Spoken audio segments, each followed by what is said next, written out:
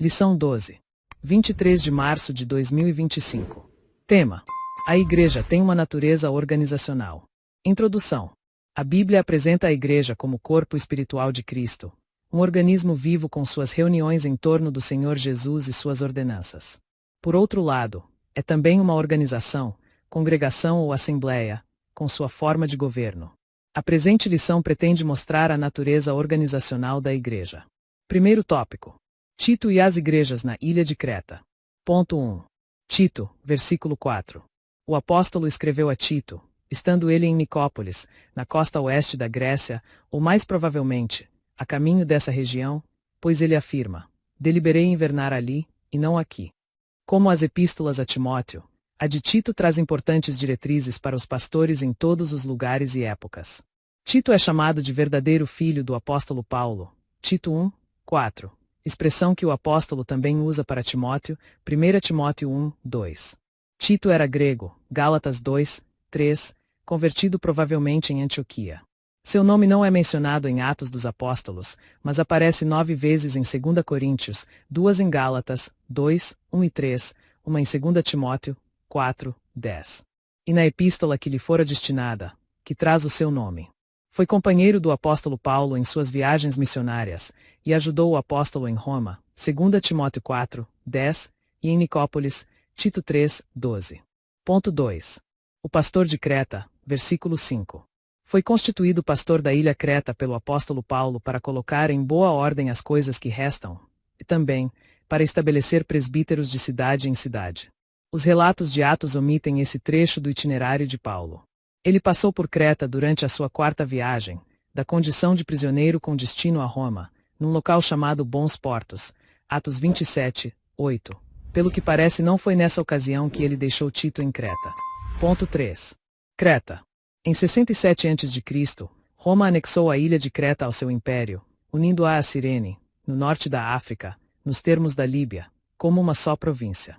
A situação espiritual de Creta era desanimadora porque a igreja estava desorganizada, e o grande descuido no comportamento daqueles crentes é denunciado no capítulo 2.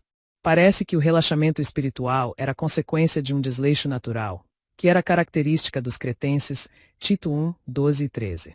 Outro problema ali é que havia judaizantes rebeldes, mercenários e provocadores de divisão, Tito 1, 10 ao 16. Segundo tópico. A institucionalidade bíblica da Igreja. Ponto 1. A instrução paulina. A organização eclesiástica a que o apóstolo Paulo instrui Tito não se restringe a uma estruturação ministerial. Estabelecer presbíteros de cidade em cidade, versículo 5, e instruir os líderes durante a sua carreira apostólica, Atos 14, 23, Atos 20, 28, o apóstolo já vinha fazendo. O Novo Testamento revela a origem e o desenvolvimento desse governo. O apóstolo menciona os bispos e diáconos, Filipenses 1, 1. O contexto da epístola dá a entender que o relaxo e o descuido em que estavam as comunidades cristãs da ilha de Creta eram reflexo da cultura da região, Tito 1, 12. Isso está além de um problema meramente ministerial. Ponto 2. Igreja como instituição. Podemos definir organismo como forma individual de vida, um ser ou algo vivente. Na eclesiologia, o ensino ou estudo sobre a igreja significa ser a igreja um organismo porque é um corpo espiritual e vivo, cuja espiritualidade é gerada pelo Espírito Santo.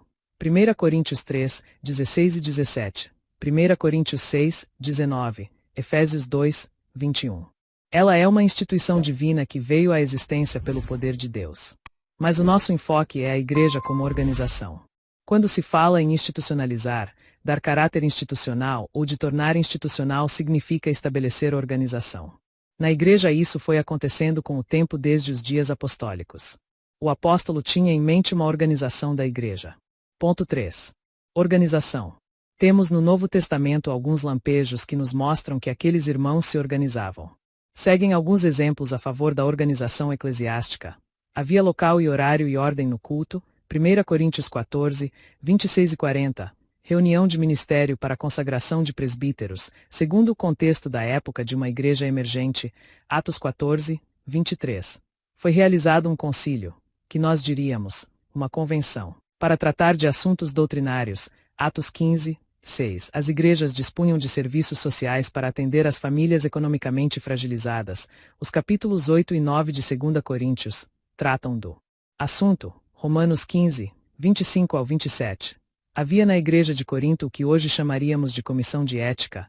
1 Coríntios 5, 2 ao 5, e também tesouraria. 1 Coríntios 16, 1 ao 3. A carta de recomendação era mais como um documento, um recurso para garantir a origem e identidade das pessoas. Romanos 16, 1 e 2. Terceiro tópico. A questão atual. Ponto 1. Organismo e organização. A ideia é de que a igreja deve se restringir a um local onde as pessoas se reúnem para adorar a Deus, estudar a palavra, pregar o evangelho, orar e celebrar as ordenanças eclesiásticas. O que alguns ainda não entenderam é que essas atividades espirituais exigem uma organização. A nossa atitude é mostrar que a Bíblia nos apresenta a igreja como um organismo e ao mesmo tempo uma organização. Mas nunca devemos nos esquecer de que somos cidadãos de duas pátrias, a terrestre e a celestial, e isso significa responsabilidade com as autoridades civis constituídas, Romanos 13, 1 ao 7, como também com as autoridades eclesiásticas, Hebreus 13, 17. O ensino de Jesus é: dai, pois, a César o que é de César e a Deus o que é de Deus. Mateus 22, 21. A organização da igreja, além de ser uma necessidade natural, é também uma exigência do Estado. Ponto 2. A experiência pentecostal.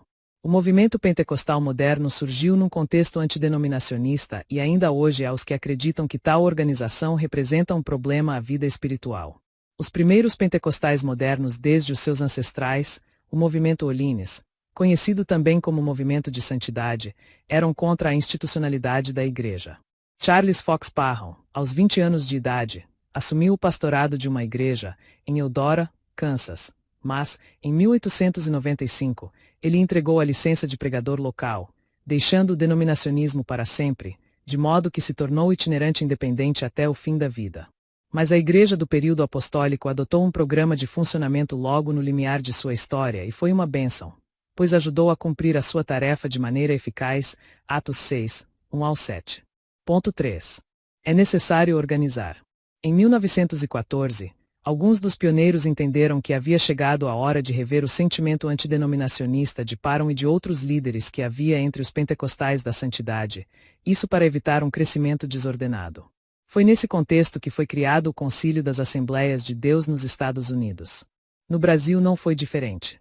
Diante do avanço da obra no Brasil era necessário estruturar o movimento pentecostal e criar um órgão máximo para manter a identidade e a unidade doutrinária dessas igrejas no país, e dessa forma, trazer solução para as questões de ordem doméstica, interna e externa.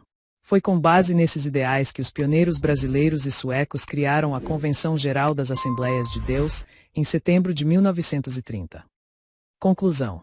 É importante entender que organização e organismo não são elementos excludentes em si mesmos, mas o contrário, pois isso ajuda no arranjo entre muitos organismos individuais num sistema geral. A Igreja é o povo de Deus do Novo Concerto, é uma comunidade internacional, uma congregação supranacional de estrangeiros e peregrinos, 1 Pedro 2, 11. Seria humanamente impossível ela cumprir a sua agenda missionária, evangelizadora, ensino da palavra e serviço social em nosso país e no mundo sem uma estrutura organizacional.